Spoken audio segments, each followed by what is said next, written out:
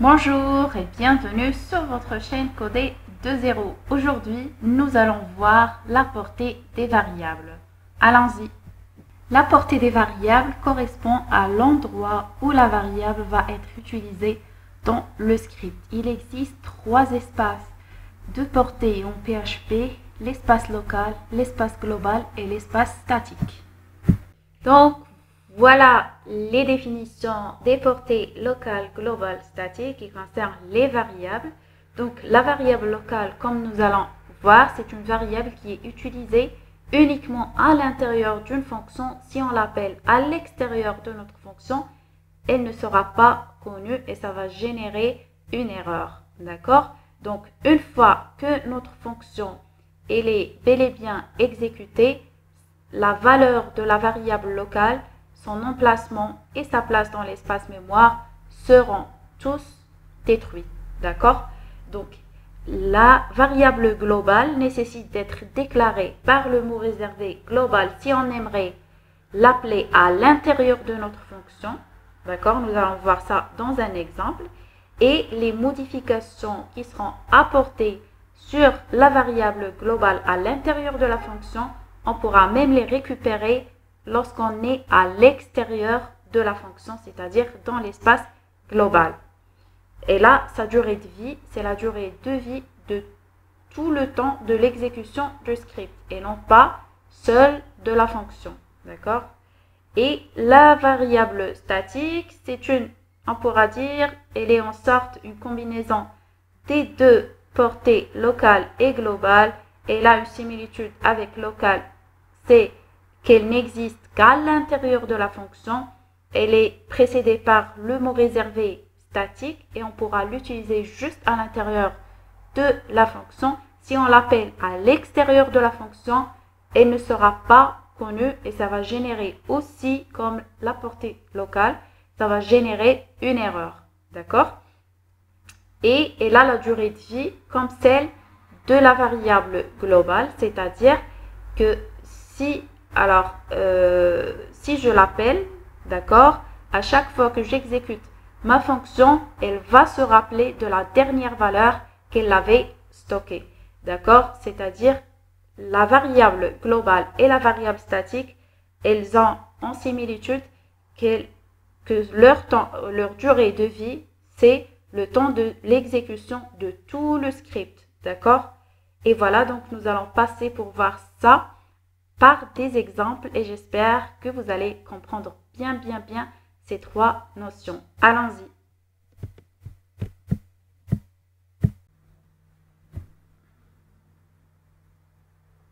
Passons maintenant aux exemples pour bien comprendre ces trois portées des variables. On va commencer par la variable locale. Donc, si j'ai une fonction qui s'appelle affichage,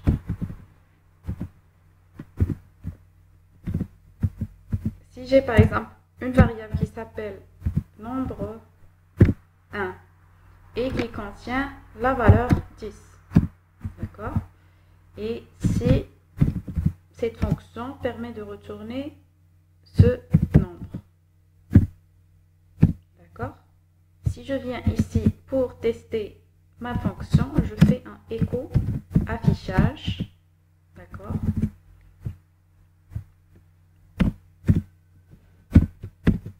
Un écho affichage et on teste, ça va nous donner un 10, ok? Donc ici, ma variable $nombre 1 appartient à l'espace local de la fonction, c'est-à-dire elle fait partie du corps de la fonction. Et sa durée de vie se termine avec la durée de vie de la fonction. C'est-à-dire, dans cette ligne 14, là où je fais l'appel de ma fonction, une fois que l'exécution de ce code sera terminée, automatiquement, $nombre 1 sera effacé de la mémoire. Et si je l'appelle ici à l'extérieur de la fonction, après avoir exécuté la fonction affichage, je fais appel à $nombre 1. Donc, tout simplement, ça va me générer une erreur disant que this is an undefined variable. D'accord? Elle n'est pas définie. Pourquoi? Parce que l'espace qui se trouve en dehors de la fonction, ça s'appelle un espace global. Et puisque le nombre 1 n'est pas connu dans l'espace global, il est juste à l'intérieur de la fonction, ça s'appelle l'espace local.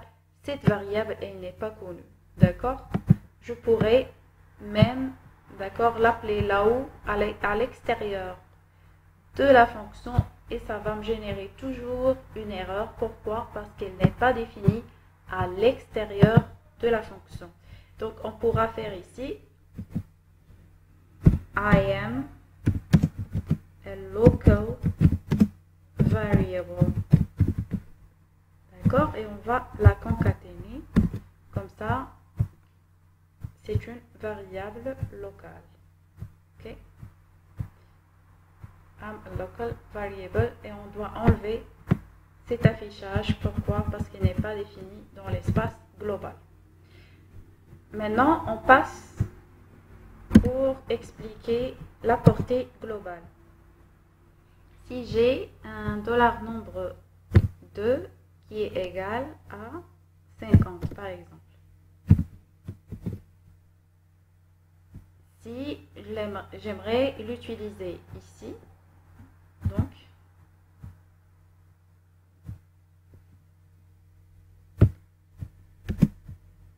je viens ici, je concatène avec nombre 2.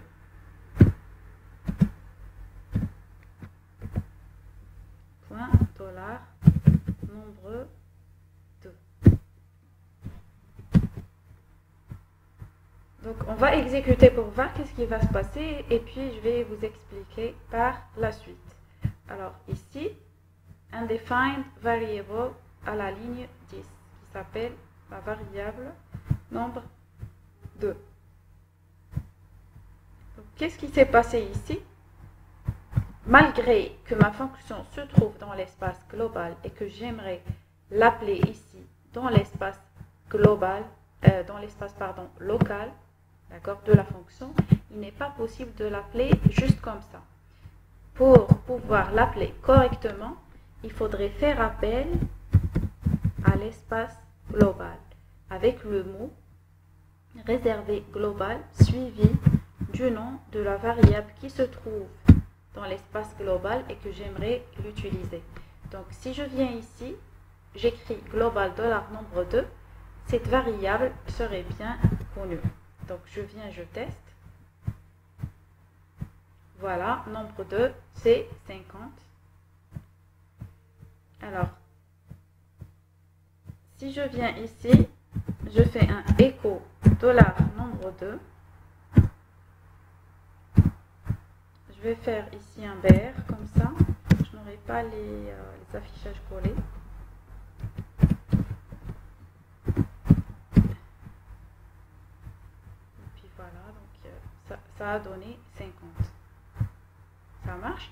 Donc ici, à la place, on va mettre I am a global variable.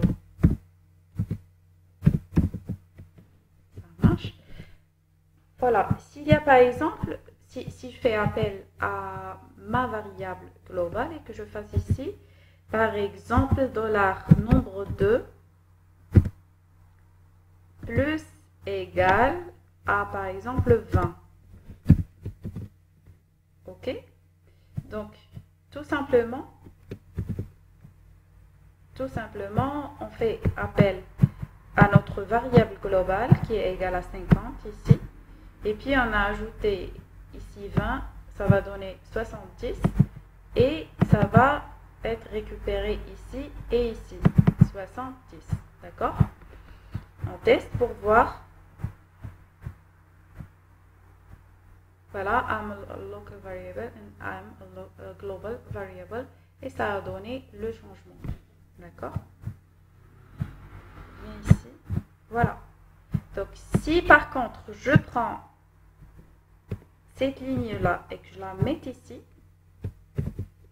automatiquement, ça va me donner ce nombre-là. Pourquoi? Parce que à ce niveau-là, à la ligne 14, je n'ai pas encore exécuté ma fonction. Il n'y a pas eu de changement par rapport à la variable globale $nombre 2 qui est initialisée avec 50, ce qui fait qu'il va l'afficher directement 50, puis après il va exécuter le code qui est à l'intérieur de la fonction. D'accord? On va voir ça. Voilà. Alors, il est possible aussi de tester l'appel de la fonction à plusieurs reprises. Si je viens là et que je fais l'appel à ma fonction une deuxième fois, d'accord, je viens ici, je teste, ça donne, voilà, qu'est-ce qui s'est passé par rapport à ça? Ici, ça a donné 70 et ici, ça a donné 90. Tout simplement, le nombre 2, il a gardé dans l'espace global sa valeur qui était égale à 50 plus 20. D'accord? Donc, c'était 70 à ce niveau-là. Si on l'appelle à ce niveau-là, d'accord? On va le mettre ici. Et on met, voilà. Et d'accord, donc on le met ici et on le met aussi ici, d'accord, pour voir qu'est-ce qui s'est passé.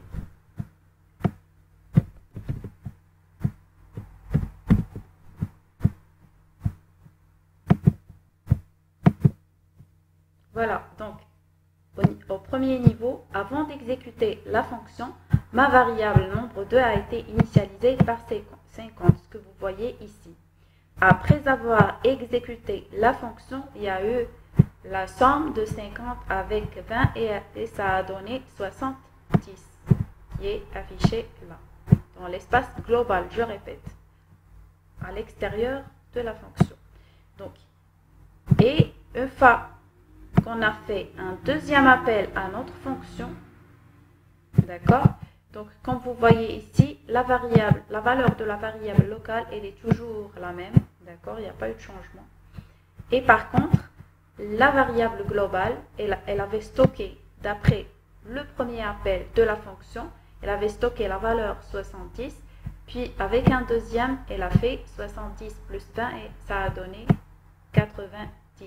Si je l'appelle une troisième fois, une quatrième, ainsi de suite, à chaque fois, elle va récupérer la dernière valeur dans l'espace global, puis après rajouter un 20. D'accord? C'est ça ce qu'on appelle une variable globale. Donc j'espère que vous avez bien compris la différence entre une variable locale et une variable globale. Passons là maintenant à vous expliquer la troisième portée des variables qui est la portée statique, qui est en quelque sorte une combinaison entre des deux portées globales et locales. D'accord? Et je vais essayer d'expliquer au maximum afin que vous compreniez la différence. D'accord? Donc déjà, ce qu'on avait vu dans les définitions, la portée statique se trouve à l'intérieur de la fonction aussi, et c'est une caractéristique de la portée locale. D'accord? Elle est similaire à la portée locale dans l'emplacement qui est à l'intérieur de la fonction. C'est-à-dire, si j'ai ici et que j'aimerais utiliser ma fonction statique, elle devrait déjà avoir le mot réservé statique, puis $nombre 3. Et on lui donne la valeur ici, par exemple, c'est 40. Si je viens ici et que je mets I am a static variable, donc ici pour l'appeler, je fais juste comme ça.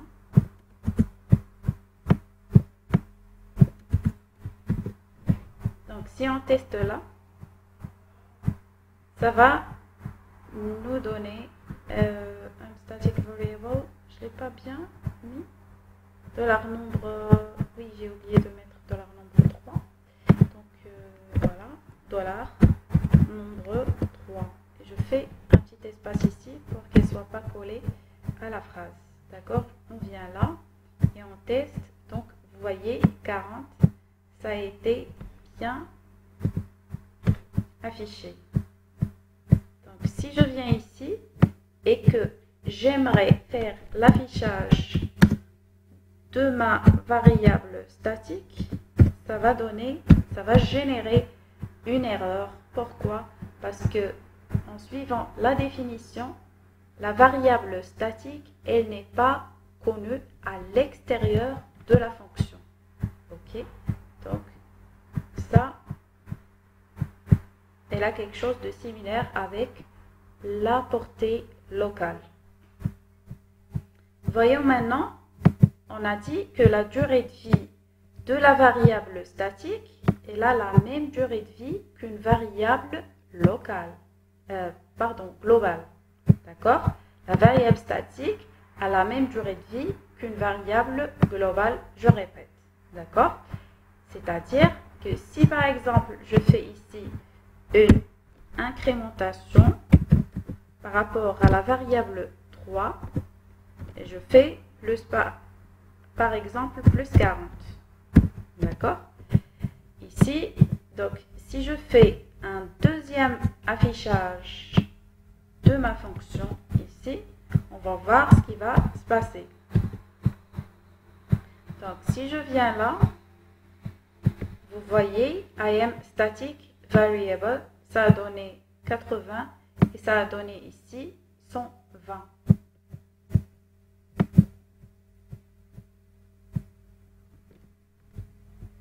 Alors, qu'est-ce qui s'est passé ici? Donc, tout simplement, la valeur 40 a été incrémentée d'un autre 40 et ça a donné ici 80.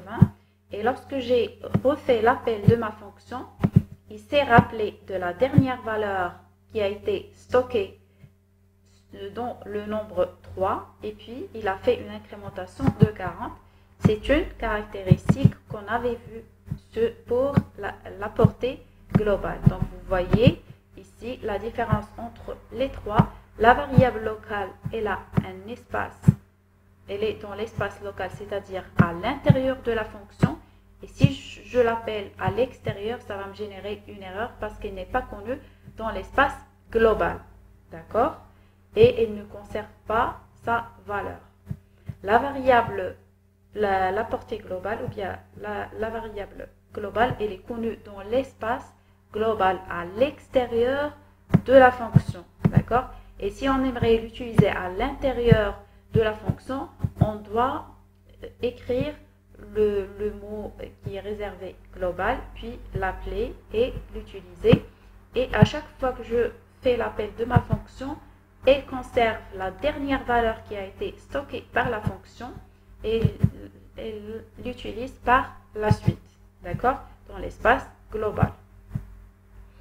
Alors, ici, la variable statique, elle est connue à l'intérieur de la fonction comme une variable locale. Et par contre, pour sa durée de vie, c'est la durée de vie d'une variable globale. C'est-à-dire que lorsque tout le script se termine, alors à ce moment-là, la variable statique et la variable globale, elles sont détruites de la mémoire. D'accord?